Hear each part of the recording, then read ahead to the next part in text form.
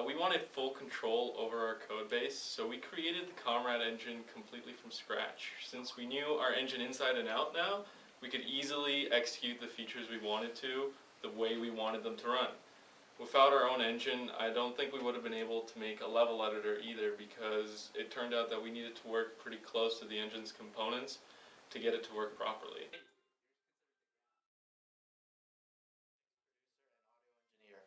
As the audio engineer, I'm responsible for finding and programming certain sounds for our game. The sounds have to be specific to the object and characters in the game, and also has to be able to cope with the level editor. While also being the producer, I am responsible for keeping track of the group's progress and as well as submitting the group's work. My role is to look over all the 3D art, as well as make assets myself. When creating the art for the game, we wanted to create art with a very low poly count, but at the same time have a nice look to it and feel.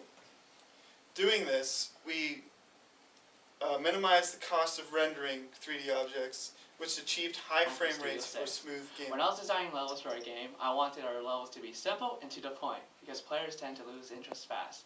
But I also wanted our levels to have some difficulty in them to make it more challenging. With the level editor that we made, I can make levels and edit them pretty quickly. And basically one of the major goals for our game is to make all the art assets and stuff look as realistic as possible. So all of the textures will be added with more detail and more, like shadings and stuff to make it look more like It's my duty to fill in anywhere my group needs me. I began working on the levels with the group, designing and eventually creating a few. I worked closely with the lead 3D artist, creating models and textures for some of the levels. The motivation received from one another really helped synergize our team. We hit our milestones on time, having multiple models, textures, and code done even before the final date.